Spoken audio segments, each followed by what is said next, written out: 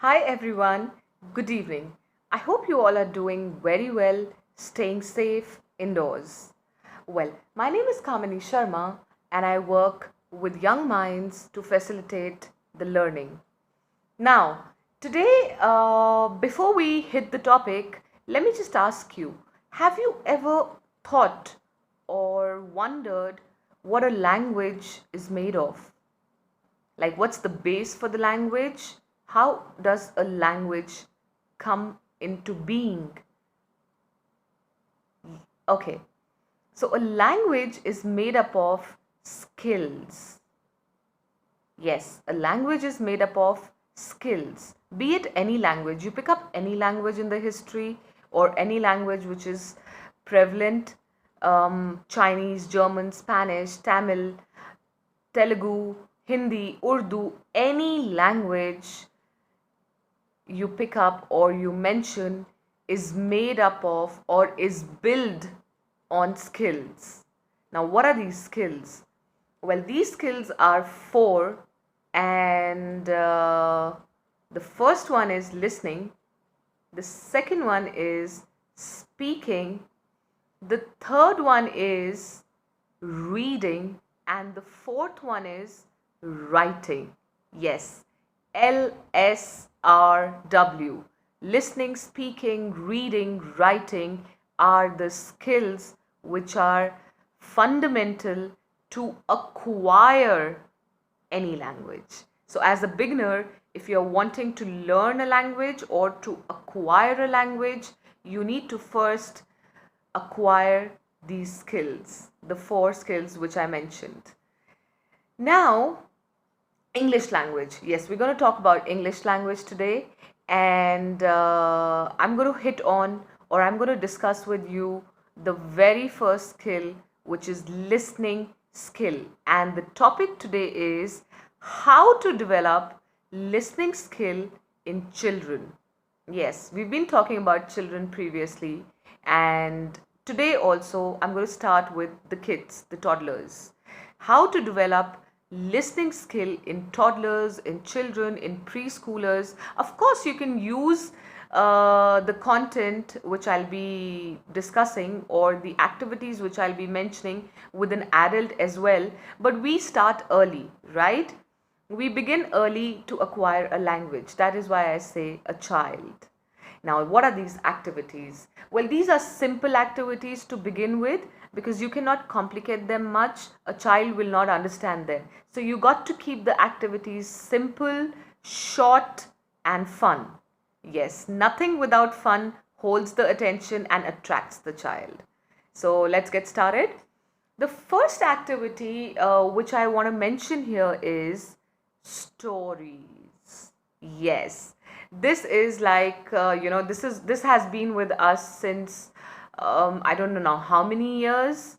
It's an ancient concept where grandparents used to narrate stories to their grandchildren, and that was one of the finest, I'm sorry, not was, but even today it is one of the most effective activity or medium or I would say channel through which a child develops his listening skill. Yes, he listens to the stories which are being narrated in the household, he remembers them, he grasps words out of the spoken sentences, and he builds his language, right? So the first activity is reading stories to children. Yes, you can keep this as a daily bedtime routine, like 5 minutes before you hit the bed or before you call it a day. You can read a short story to your child, and you'll see how it works miraculously. His vocabulary, basically, he will learn and he will develop the language through this channel very easily. The second activity, yes, the first one is reading out stories to children.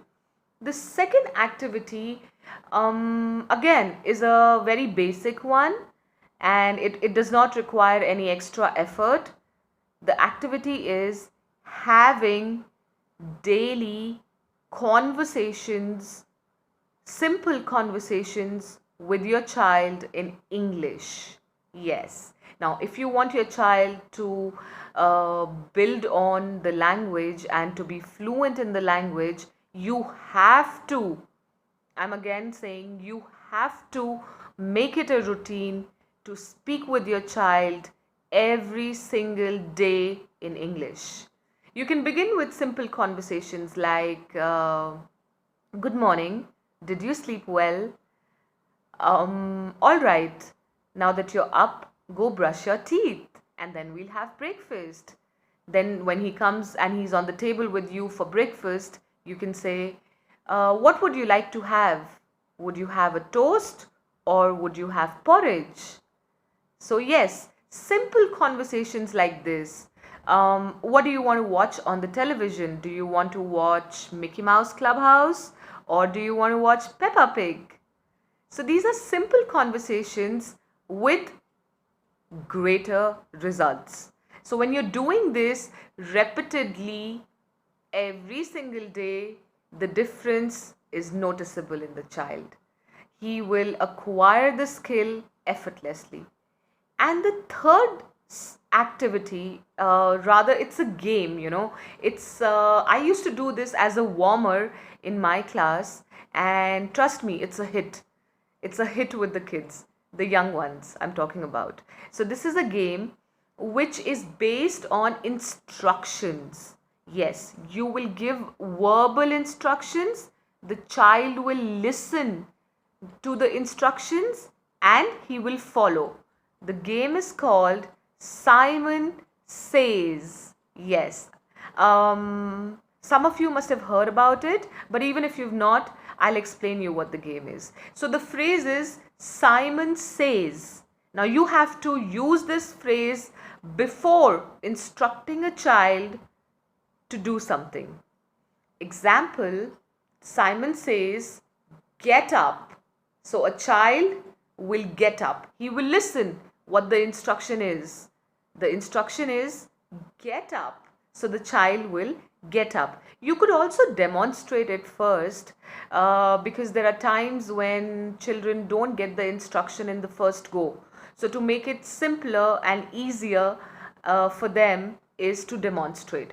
So you could, just get up yourself and say, no, before getting up, you could say, Simon says, get up. Yes, so you could get up. Simon says, sit down. So you can sit down. You can demonstrate. It'll be easy for them to catch. And trust me, once they understand this game, they're going to love it.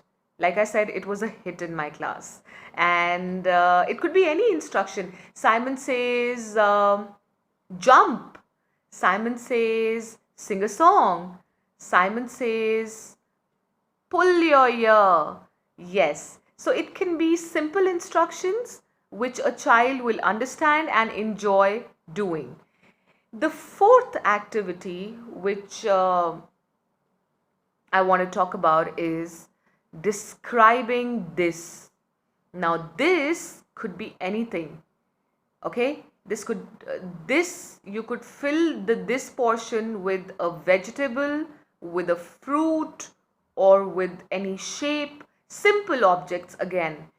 Pick up simple things like a toy or a vegetable which they have seen around them, because they are young children, they are small, they are toddlers, they will not understand if it is a complex object. So you got to pick up things which they see every day around them and then describe.